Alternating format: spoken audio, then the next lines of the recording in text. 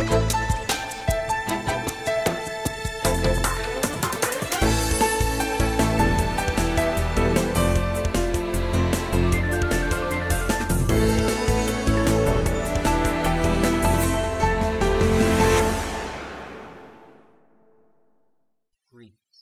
My name is Lance Bell.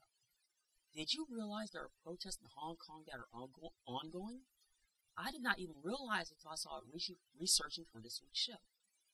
You may have already guessed the protests are about independence. You may not remember, but there was a time that Hong Kong was a British colony. When the 99-year lease expired, it was returned to China. Now, there is a reason that I'm bringing all of this up in this week's show. This could be a huge deal, assuming that it's granted. Now, I do not claim that I am an expert in that part of the world. I am not. But I do know that the colony was a major financial center for many years. So much, in fact, that it rivaled Singapore in that category, and it's basically its own city-state. One could say that China honored the contract with Great Britain and is taking control back, but it seems like the citizens do not want to be anywhere near Beijing. In this clip, Chan Ho-tin of the Hong Kong National Party spoke about this issue. Not only young people, middle age or even older people, they support Hong Kong independence. They have been witnesses the changes of Hong Kong before 1997 and after 1997, and they do not love China or they hate China. And all of us don't want to be a Chinese, so we want Hong Kong to be an independent country and to protect the identity of Hong Kong peoples. Now, I will say that this will be interesting. The Chinese government has a legacy on political crackdowns, so the question becomes, will they do anything to stop it? You might be thinking to yourself, what do they think they have to lose? It's a good question to ask. Even I ask myself that.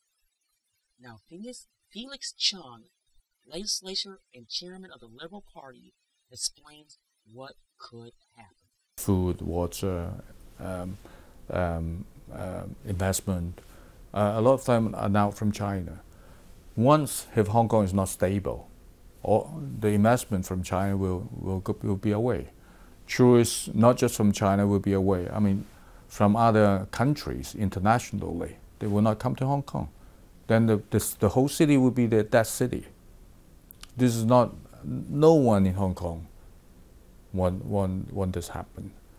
Now, what I've seen so far on this topic, there are many moving parts, from the citizens that want to be independent, to the people in the financial sector, to the tourist sector.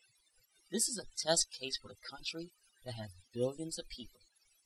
This is such a huge issue there that the Chinese government sent Zhang Dezhang, chairman of the Standing Committee of the National People's Congress there, amid very tight security. There have been serious protests, and as you can see in the video screen, it almost looked like a mob and he could not get away. One of the protesters and the organizer of the legislature spoke about what he wants to do. Since the arrival of Mr. Zhang, he was well protected by the police, and nobody can even come close to him. We want to let him listen to the voice of the Hong Kong people. I'm not surprised that I am not invited to go there to meet Mr. Zhang in the banquet, since I don't think he can afford to any kind of fair discussion face to face. What he has been done in Hong Kong, his behavior is like an alien king who need to lock himself in the fortress. Now, according to the articles I have read, they are still thinking of the one China, two countries philosophy, and I'm not sure how long that would work. The reason that I say this is because Beijing needs Hong Kong money, bottom line. And Hong Kong does not give up and be independent of them. This is not sustainable long term, especially if Taiwan's newly elected president, in an indirect manner, publicly stated that they are independent from them.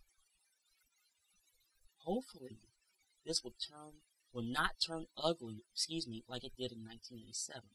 But I've seen stranger things happen. This is why the Chinese government is in a bad situation that put itself into. So stay tuned.